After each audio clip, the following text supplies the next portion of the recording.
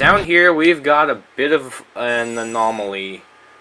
They wanted to do a snow level, and it doesn't really fit into the themes of any other worlds, so they stuck it in the desert levels. This is the ice cavern. I guess it makes sense because there are snow deserts. Desert's not about how much water there is there, really. It's about how much rainfall it receives and how dry it is. And this is a pretty dry level, I think. I don't think there's any water in there. What they do have is very Russian-style snow norks with their fez hats and tiny snowball troopers with their fez hats who try to throw snowballs at us. And the fodder is bats. It's bats. Like the cannonballs from the Nork Musketeers, we can charge the snowballs and not get hurt. We can also charge him and not get hurt. That's a much simpler solution. It's a very stiff dead body.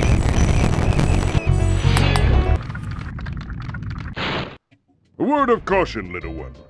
Wait until you grow big, like me, before charging those large enemies. They're not going to let that go. They're going to keep telling us, small, charge, metal, don't flame.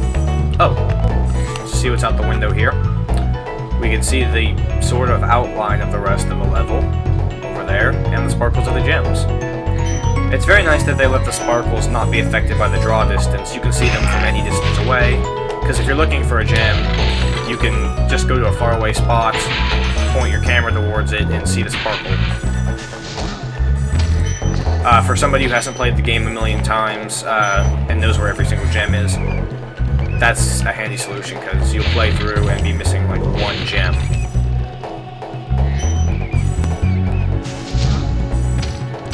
And we've already come upon another branched path.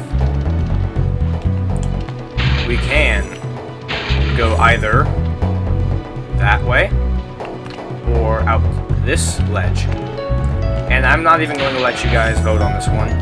My decision is out this ledge because it leads to a dead end almost immediately.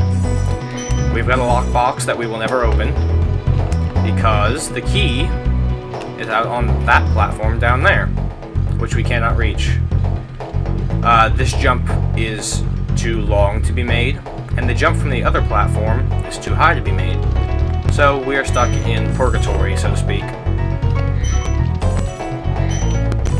Instead, we're going to have to go that way, but first, out on this ledge, we have... my totem is stuck on top of this light pole. So in order to wake up, I'm going to knock it down and collect it. They are trying to get you to charge off the edge here. Don't be fooled by that. Rodot. Spyro! Some big Norks up ahead are wearing armor. And in the ice cave, armor can make their feet very slippery.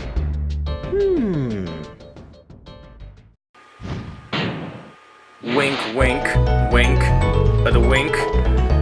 Well, let's just see exactly what he's talking about down here. We have a large enemy who is covered in all metal, so we can't flame or charge him. Oh no. And they also have incredible range on their punches.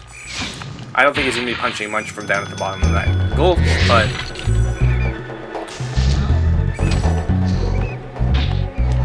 Snowball Trooper, no. Of course, we're never in any danger around a small enemy, ever, because we can charge before they can actually attack us. Boris Snow Nork?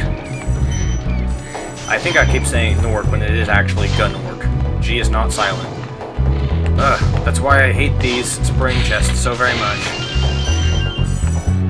One up, metal chest, and dragon, take me out of here.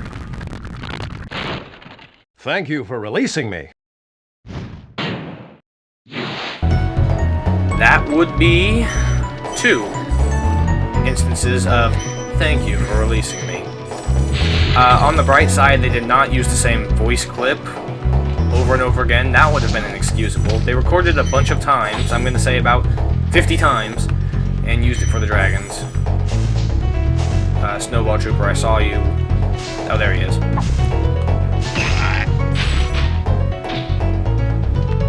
in this game we cannot actually throw snowballs back at him, but that would have been a fun mechanic. There's always the sequels. Snowball Troopers. And this is a really bad example of the Return Home portal not being in the end of the level, because we actually got two different paths that does not designate this as the end of a level. We can go up there or in the other alcove, but first, Ressa. Thank you for releasing me. That's 2 in a row for a total of 3. And we're actually going to go up this way because not only is it more secret and sort of hidden,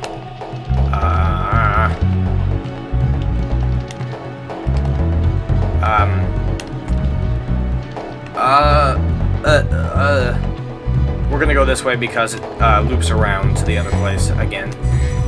Normally, if you have a branching path in Spyro the Dragon, that's what's going to happen. And I'm going to see if I can pull off a very fancy trick here. That was not the fancy trick. Try it. He actually hit me after his punch was finished. There we go. He doesn't actually have to fall off a cliff in order to die. If he gets too far away from his starting position, he'll just spaz out, fall over, and die. These bats. Even as fodder, the bats in the video game will always swarm around you and just be annoying. This guy is a jerk. But I need to hit him in the same direction again. There he goes. Just goes flying away because he can't handle it anymore. He just got charged so many times. And here is a slightly necessary enemy, I guess, for no reason. These are ski patrols. They are like a snowball trooper, except they're sort of faster just a little bit. And they are no more dangerous because we can charge and flame them. Just 4 more light poles and a snowball. And we will cross this gulch very, very soon. Like 30 seconds soon. Not even that much later on. If all these gems and enemies don't slow me down first. I don't have time to screw around this guy. I have a quota to meet. That bat. Not only do they swarm around you and generally just try to be annoying, that noise, that screeching bat noise, is the same from Jersey Devil. Rangar. You've done well, Spyro. Some dragons thought you weren't ready, but I knew they were wrong. I'm ready, all right. Ready for what? Ready to not get answered because he didn't have one. See, and we are already back to the beginning of the end of the world. Just a few more snow norks, a lot of gems, not even a dragon to speak of. Oh, there's sort of a dragon statue. And out here we have a platform with 3 1-ups on it that you could not reach even with gliding. There are no steps outside here. You have to be very spatially aware or have a strategy guide or an older brother to realize that right between Spyro's horns there, right next to his mane, is the beginning of the level. You can glide around that way and reach that platform with the 3 1-ups on it. You can, I can't, because I can't glide. I say as I return home by gliding. Another level we cannot complete. That makes 3 in a row we actually have not 100%ed.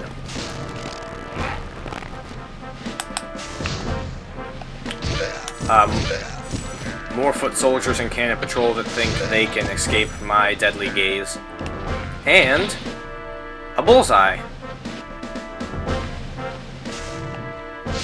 This is the last use of the cannon we're going to see for a long time, so let's make the most of it. Blow up everything in sight. A couple of strong boxes. The only way to destroy them here is with this cannon here. Spring chest that I don't want to deal with, so I'm just going to throw cannonballs out instead.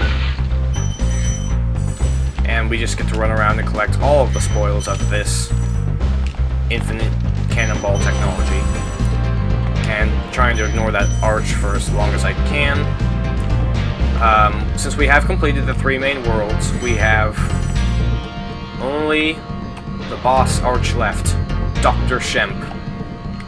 And the good doctor is just going to have to sit tight because I want to finish the homeworld before we actually move on to anything else. There's the beginning of the level over there, so we've crossed the lava lake. And up there on a semi-secret platform is something we cannot reach. These 2 little spats of land you cannot actually stand on. You clip through and or fall straight off of them. And that ledge is too high to be jumped to from the lava. So it's just going to have to sit there. And inside there is a lockbox that this key would fit into if we could reach it. Also, this thief thinks he's going to be some type of clever Dan. Let's see if we can get any advice from Gunner, the best name ever. Well done, Spyro! Keep up the good work, and I know you'll fulfill your destiny. Destiny? I just want to kick some... Just toast those enemies and collect the treasure! If Gunner wants me to collect treasure, I'm collecting treasure. But first, Dragon Egg. Let's see if we can fake this guy out by jumping around the lake. Here we go. There we got it. There we are. Of course, we could have just charged around in a circle and flamed him, or flamed him from across the lake. But I like having fun with the guys in blue. More jackalopes need to die so that I can survive. And,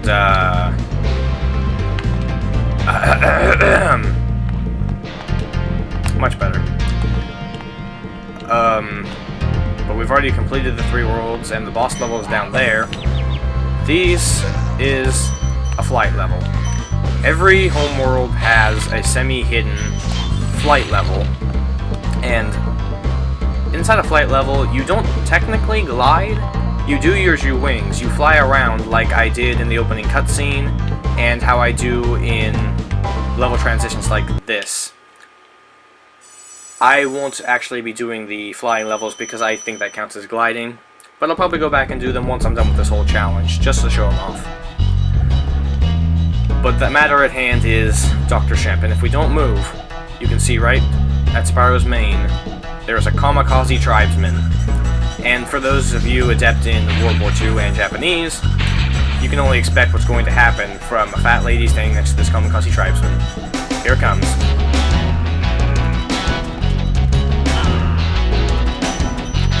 He jumped off the cliff, but he was polite enough to leave his gem behind, so we don't actually have to restart the level.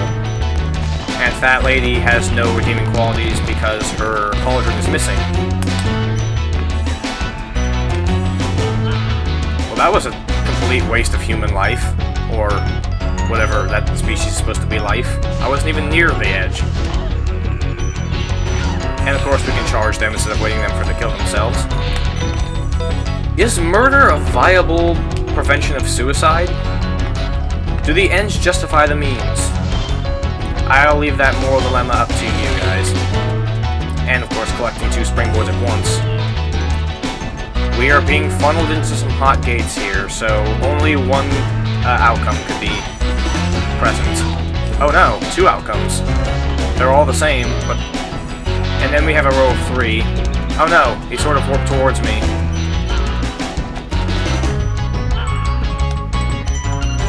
Geniuses, all of them. Truly tragedy. As is that camera angle. No, Spyro does not need to see that. And this fat lady is hiding over here just to screw us over if we were curious enough to see what was behind this tower. And what's behind this tower is a sort of secret whirlwind.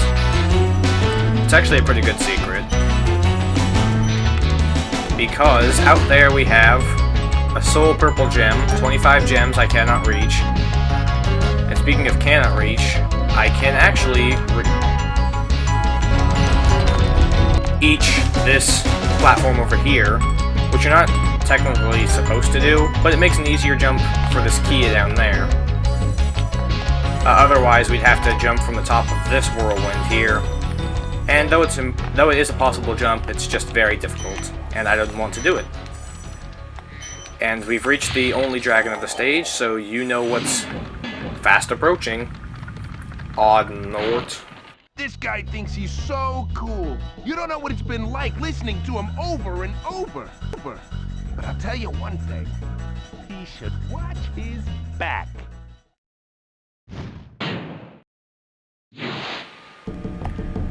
I don't know what that guy's talking about. I think this guy is a pretty cool guy. I mean, he's got that sort of Rastafarian tribesman thing going for him. And he tries to hit us with a giant skull staff. He's pretty cool. And he has that cool hand gesture. I like that. I'm gonna steal that. Of course, he's only half metal protected. And he will raise the bridge every time he gets hurt to the next platform. Like any good boss, he's a three-stage boss. Let's see what his attack is this time. He will run around in a circle and then hit us with his thing. So, we just flame him, he drops the gem, moves along. And on the last attempt, he actually has the coolest move. We play jump rope, and then he tries to... No, we just play jump rope. Oh no, and he does the hand gesture. There we go. No? There we go. Timing. Isn't it great? And Sparks is dead, so we actually have to collect these gems ourselves. For us. Well, not so cool. We just collected 25 gems. That's gotta be worth something. Return home portal. Not at the end of the world. But very close. Because we collected that key before we came here, we get to collect the thousands of gems located inside this treasure. Oh, it's just one gem. Well, it's purple gem. I guess that makes up for it. And down here, the last of the gems, and that fat lady we couldn't reach before. And with that, we are 25 gems away from an even 300. 25 gems that are located right between Spyro's horns. So that is actually all we can do in Dr. Shemp, and all we can do in Peacekeepers. So let's just return home, transport that into our total treasure box, and that must be double what Gosnold was looking for. So let's go and see where he has to take us. Ah, I was in a house for a second. Gosnold reminds me of Gosno because the blue nose and blue scarf? Or hedge maze growing around your face?